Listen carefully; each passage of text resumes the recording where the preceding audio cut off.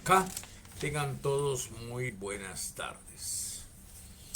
El día lunes hice una semblanza de la importancia, de la trascendencia que tiene nuestra materia, que es el derecho procesal constitucional.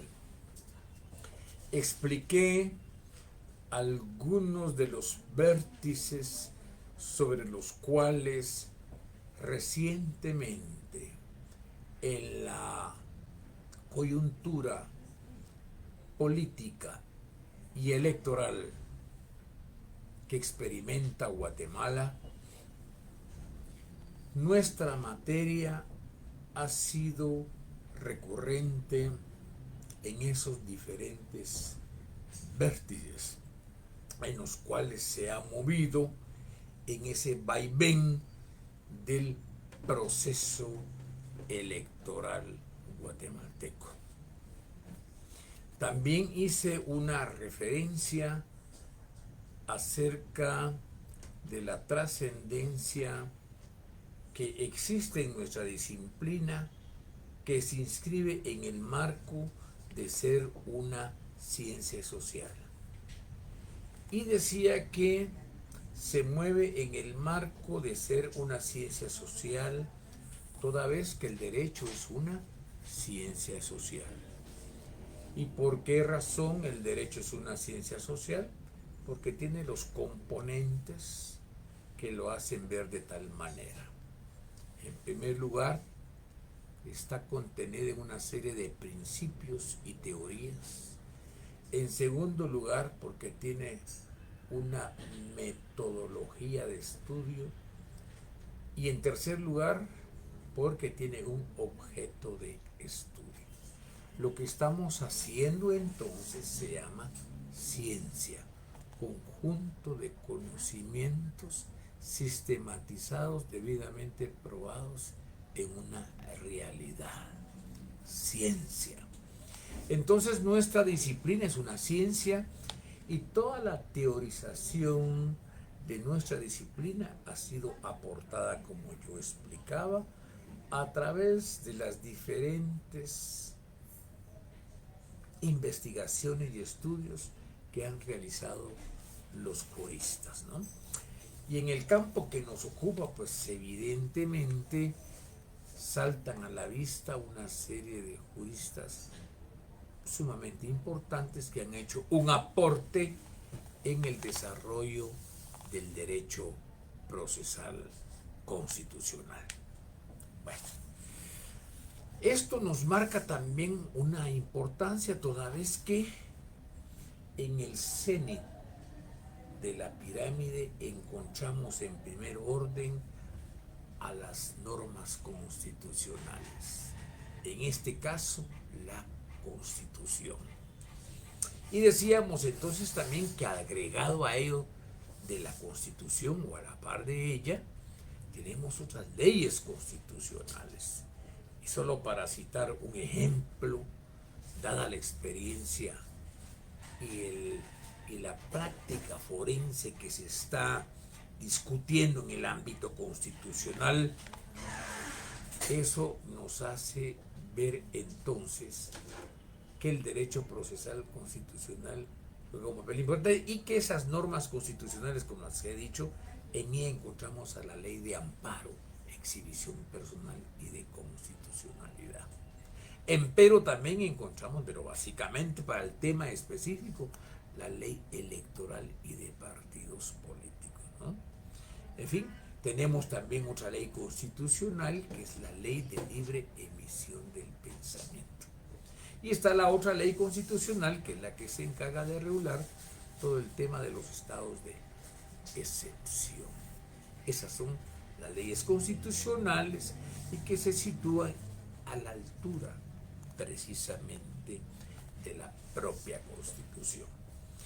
De ahí entonces que deviene importante estudiar nuestra materia.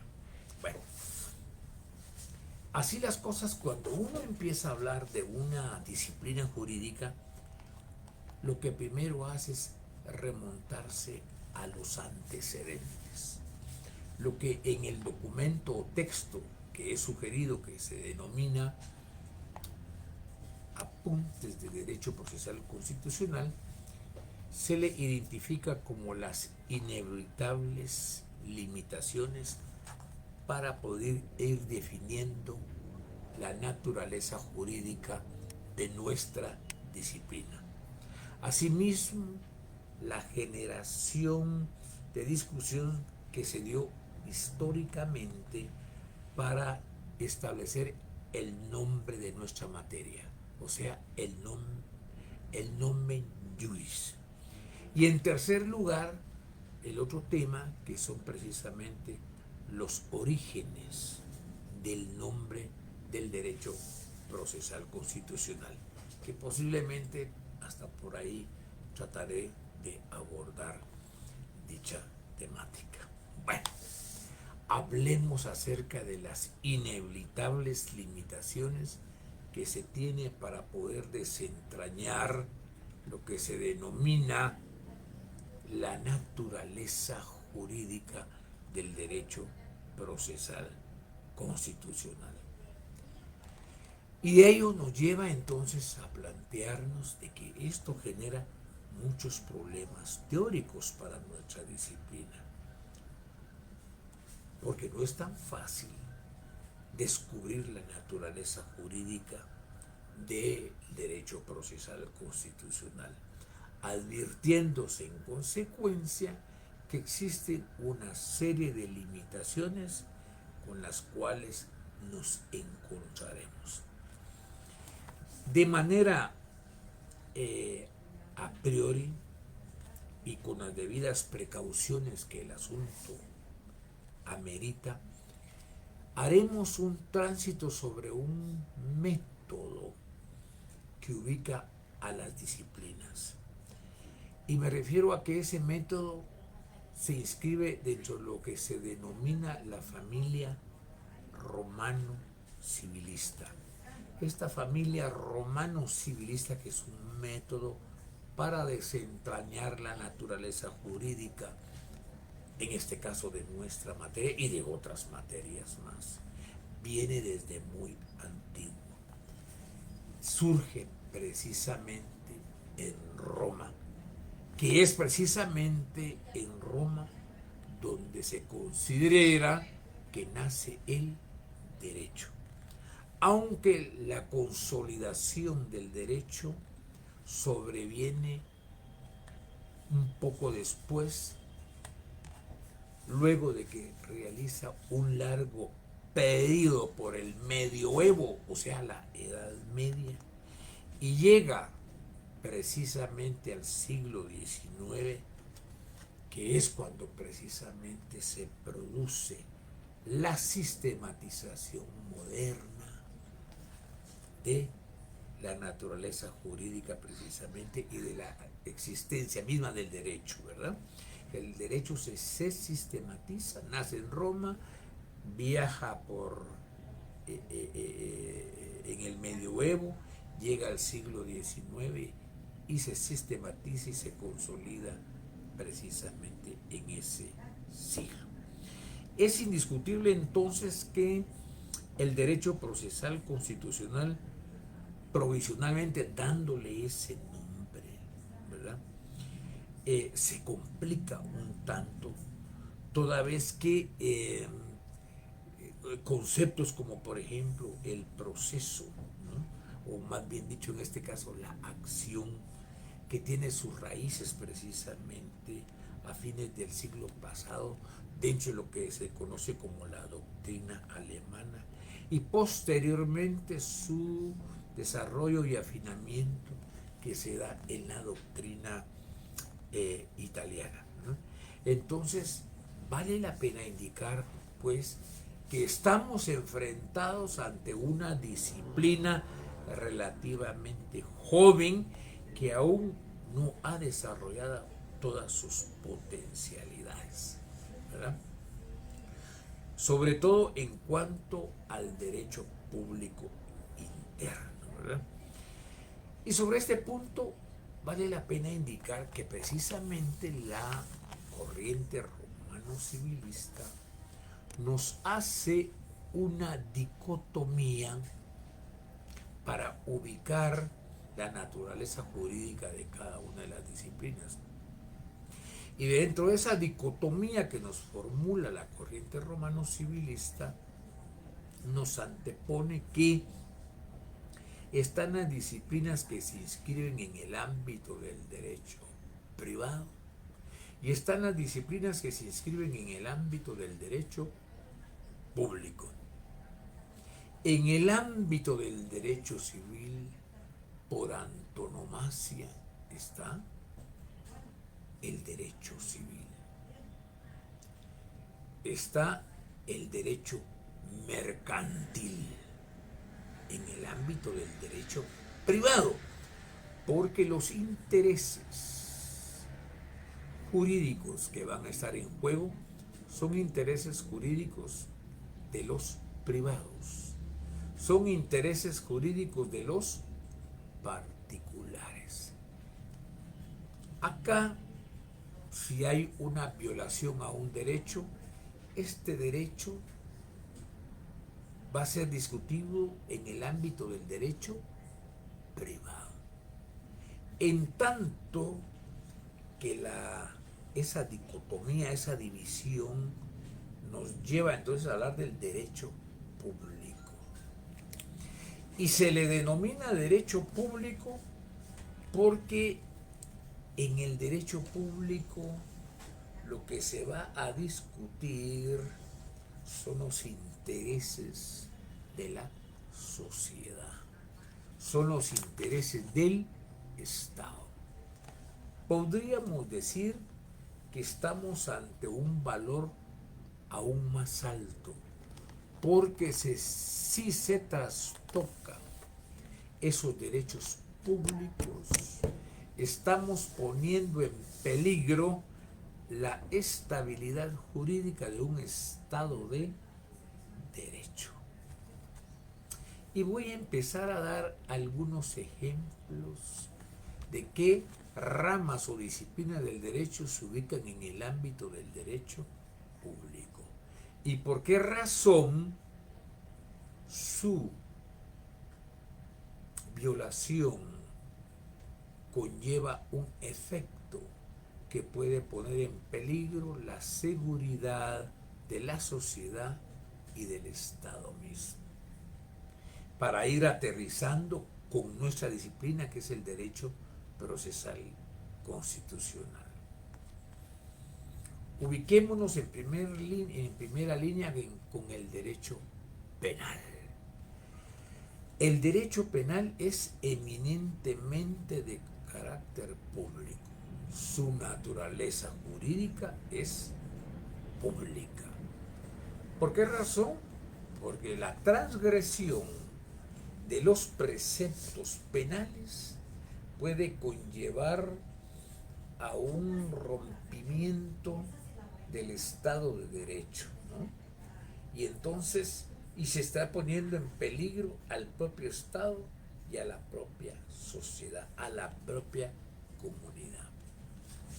El derecho penal, entonces, en su parte sustantiva, lo que hace es proteger una serie de valores. Por ejemplo, el derecho penal protege la propiedad privada. Y esa raigambre de la propiedad privada deviene de la propia Constitución. En el artículo 39 constitucional, nuestra Constitución reconoce el derecho a la propiedad privada. Y este derecho se ve protegido en el ámbito privado, pero también en el ámbito público. Y le corresponde precisamente hacerlo al derecho penal. Expreso algunos ejemplos.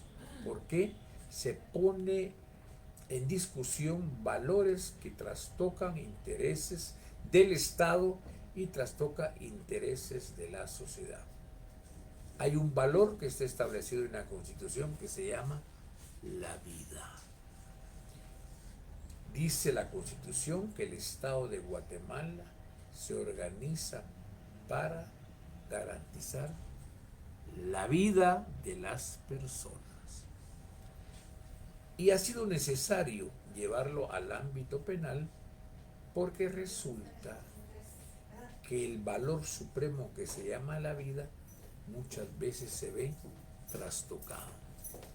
Y ahí surgen entonces figuras como el homicidio, surgen figuras como el asesinato, ¿verdad?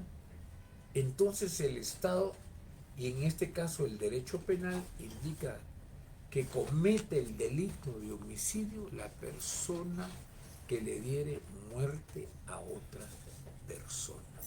Ese delito se llama homicidio y este delito es castigado con una pena. Ese derecho sancionatorio se produce a través del derecho penal. Pongo la vida. Ahora voy a hablar de la propiedad privada. En el Código Penal hay normas penales que están orientadas a proteger la propiedad privada. Ejemplo, el derecho penal establece el delito de allanamiento de morada. Esto se hace precisamente para proteger la propiedad privada. Con el allanamiento de morada lo que se está protegiendo es la vivienda, la residencia de una persona. Y dice el Código Penal que para poder ingresar a una residencia se requiere obligatoriamente la autorización del propietario de la vivienda. Si esta persona se introduce sin autorización alguna, se produce la norma penal que se llama allanamiento de morada.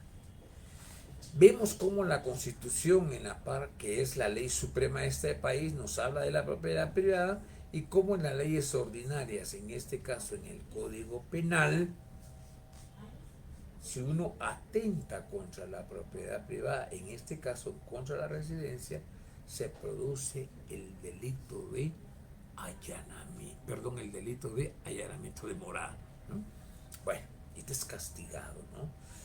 Bueno, porque si esta persona ingresa a la propiedad, pues está poniendo en peligro la seguridad de una familia. Y al Estado reprocha ese tipo de actitudes por parte de los ciudadanos. Porque si hoy lo hizo Juan, mañana lo hará Pedro y pasado mañana lo hará Perencejo.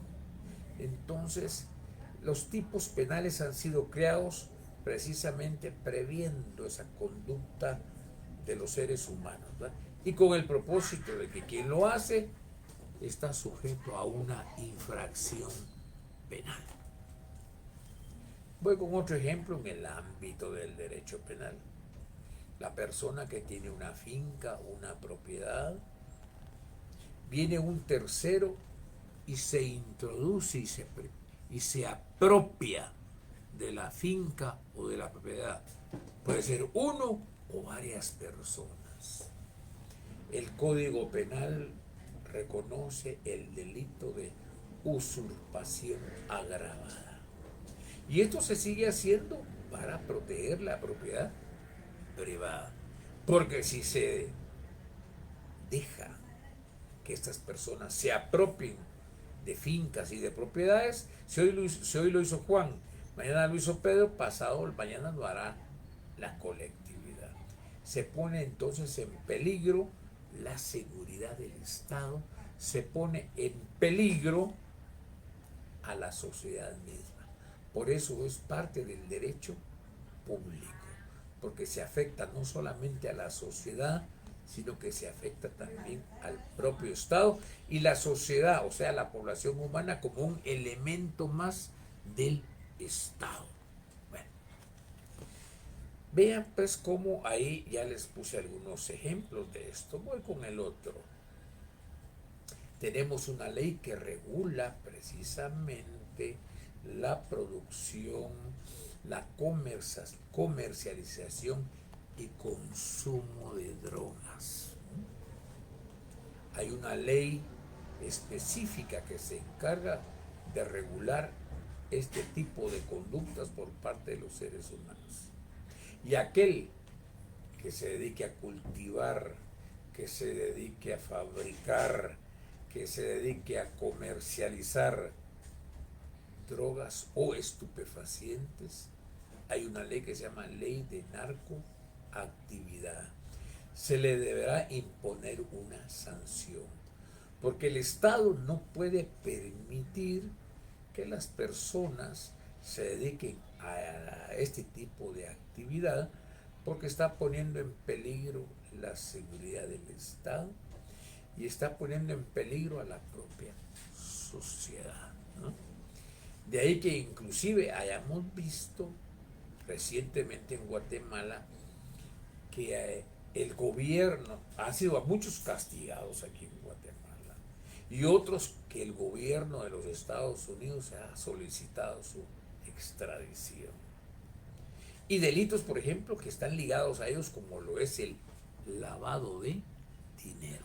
El lavado de dinero es aquel dinero que se lava, se le dice lavado de dinero porque es un dinero que viene del delito. Es un dinero que se logra a través de la comisión de delitos. Ejemplo, una persona que vende drogas y tiene $100,000, pero lo logra meter en el ámbito de una economía mediante negocios X. A esto es lo que se le denomina lavado de dinero.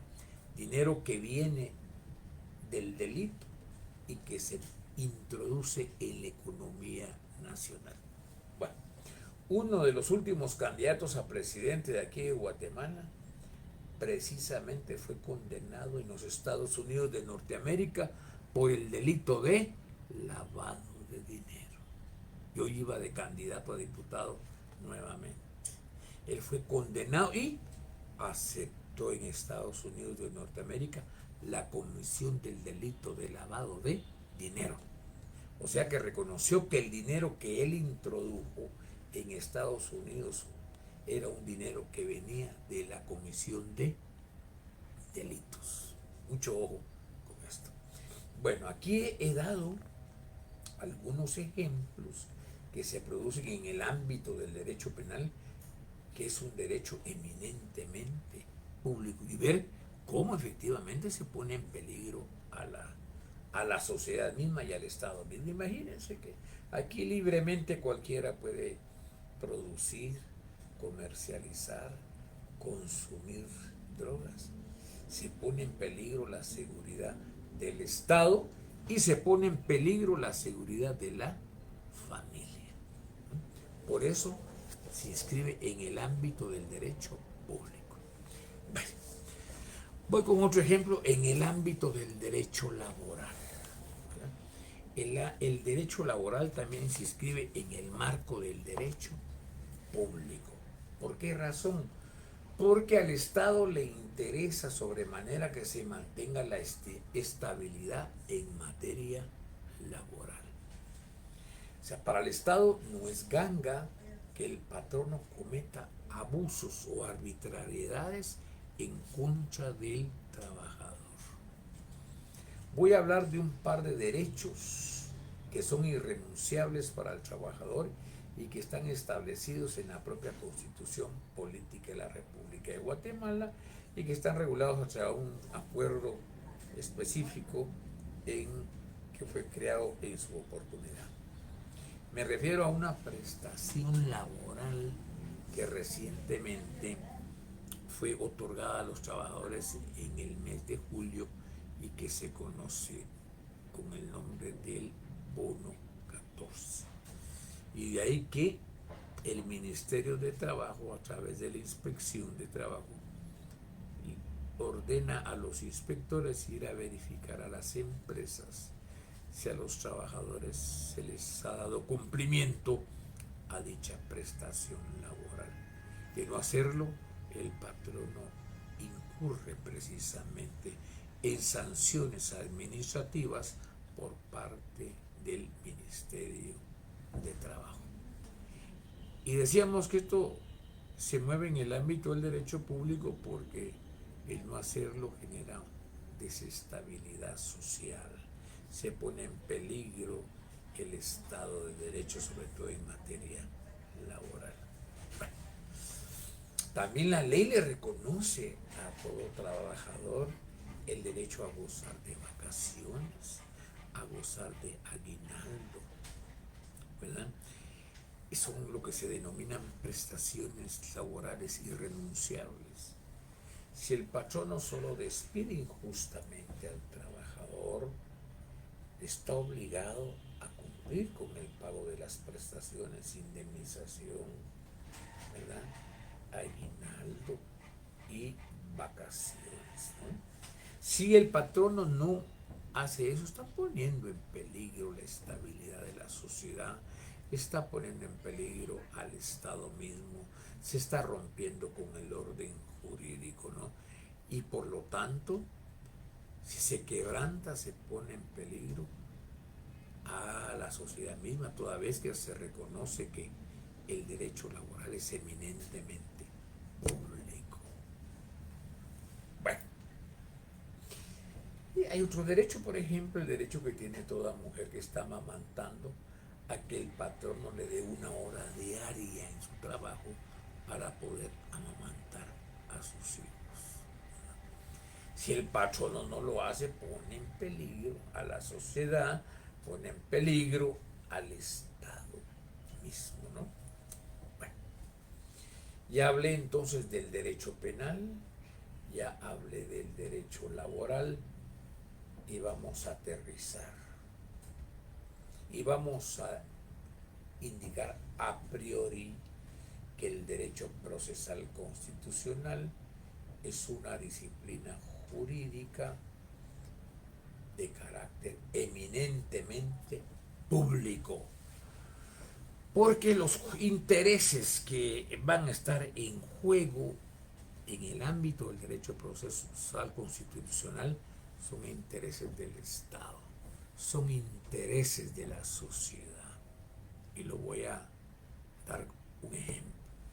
Imagínense, aquí se estuvo indicando en las recientes elecciones que había habido fraude electoral.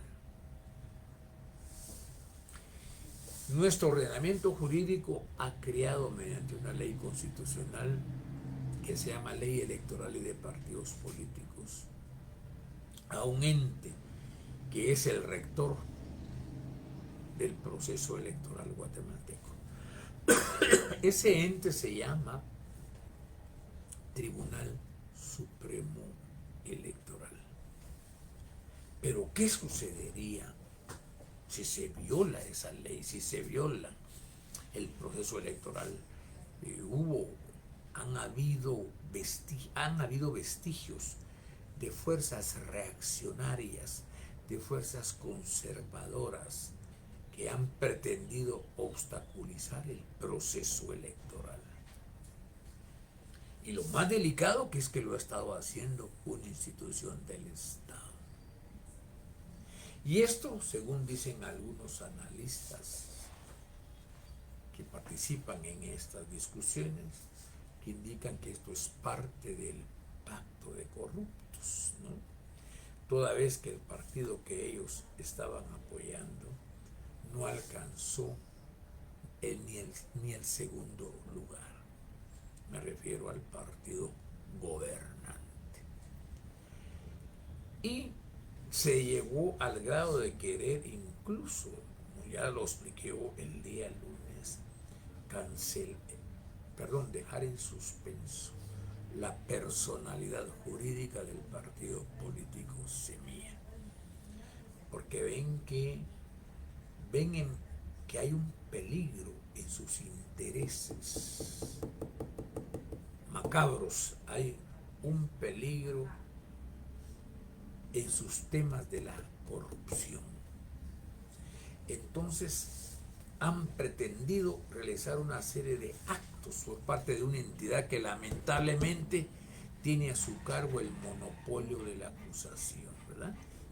Y según los analistas han dicho, se trata precisamente de esa entidad que se llama Ministerio Público. Al grado que una de las últimas actividades hace 3 días, o el viernes creo que fue, se pretendió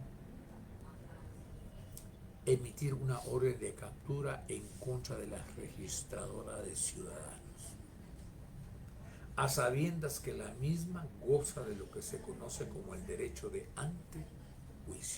Simple y llanamente giraron por parte de un juez penal, que es el mismo que suspendió la personalidad jurídica de un partido político, pero que la Corte de Constitucionalidad dejó en suspenso dicha resolución, ¿verdad? Era el que había ordenado la orden de aprehensión en contra de la registradora de ciudadanos, a sabiendas que la misma, según la propia ley electoral y de partidos políticos, goza del beneficio del antejuicio. La figura del antejuicio es una institución que ha sido creada no para proteger a la persona, sino para proteger a la entidad que representa esa persona. Imagínense ustedes que se quiera obligar a que nos lleguemos a las elecciones de segunda vuelta para el día 20 de agosto. Se pone en peligro la seguridad jurídica de la sociedad y del Estado mismo, a sabiendas que la propia Constitución Política de la República de Guatemala indica que tiene que haber cada 4 años un relevo en la dirección del Estado, lo que se denominan elecciones presidenciales y vicepresidenciales, ¿no? Se pone en peligro la estructura misma de nuestro sistema de gobierno, que está establecido en la Constitución Política de la República de Guatemala, si no estoy equívoco, en el artículo 140, que indica que el Estado guatemalteco es un Estado democrático, representativo y republicano. ¿Por qué nuestro Estado guatemalteco es democrático? Porque se permite, por lo menos teóricamente, la participación de todas las fuerzas sociales en la toma de las grandes decisiones de este país. Se dice que es republicano porque descansa sobre la base de la república. ¿Y qué plantea el republicanismo? Ya lo explicaba yo. Este es un principio propio del republicanismo y que se basa en la denominada división de los poderes. ¿Y por qué es representativo? Porque cada 4 años nosotros elegimos a nuestras autoridades para que nos representen. Porque los no sé cuántos millones de guatemaltecos que vemos, casi 15 millones, no podemos estar los 15 millones en el Congreso, no podemos estar en la Presidencia de la República, ni en el organismo judicial. Entonces nuestro sistema es representativo. Bueno, pero hay algo más importante, que es el principio de el reemplazo, ¿no?, en la dirección del Estado. Y esto está establecido en la propia Constitución. Y con este tipo de acciones que se están haciendo, se está poniendo en peligro el relevo en la dirección del Estado, en la dirección del gobierno. Se está poniendo en peligro nuestro sistema de gobierno, que es un sistema democrático, republicano y representativo. ¿Y a quién le corresponde ver esas cosas? A esta disciplina tan maravillosa que se llama Derecho Procesal Constitucional. Ya se han dado algún tipo de acciones en esa línea que yo expliqué el día lunes y que básicamente se han hecho sobre la base del denominado proceso constitucional de amparo.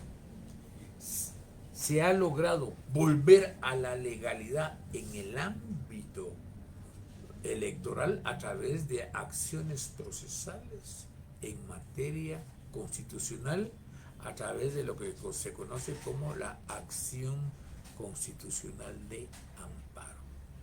El amparo, entonces, es un instituto que ha sido creado para proteger a las personas de sus derechos o en contra de las amenazas de sus derechos, o en el caso que ya se haya producido la conculcación de sus derechos, el Instituto del Amparo juega un papel de prevención y ser también reparador cuando ya se ha producido el daño. Y es preventivo cuando hay un peligro inminente, como fue el caso que nos ocupa para Guatemala, y de ahí que el propio Tribunal Constitucional haya otorgado la protección constitucional, porque se estaba poniendo en peligro la institucionalidad del país, sobre todo la legitimidad del proceso electoral guatemalteco, y que eso daría lugar a que el que tenemos de presidente pudiera continuar ahí, a sabiendas que la propia Constitución dice que el periodo del presidente y vicepresidente de la República es de 4 años.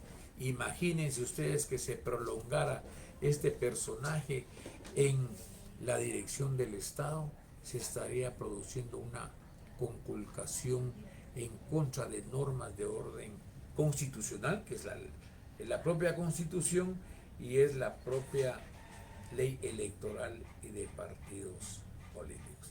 Entonces, eso nos permite en buena medida llegar y concluir y decir que efectivamente el derecho procesal constitucional se inscribe en el marco del derecho público, toda vez que los intereses que están en juego en dicha materia son intereses de la sociedad, son intereses del Estado mismo. Bueno, hoy voy a ser un poco lacónico porque tengo un compromiso de mi hijo que terminó una maestría en un lugar y tengo que estar en un acto. Entonces voy a llegar hasta ahí el día de hoy, y el día lunes continuaré con esta temática. Quiero reiterarles mi exhortativa que ya el texto de Apuntes de Derecho Procesal Constitucional se encuentran presentes en mi oficina, la cual está situada en el centro comercial de la zona 4, Torre Profesional 2, oficina 811A. Les deseo la mejor de las tardes y muchas gracias por su atención.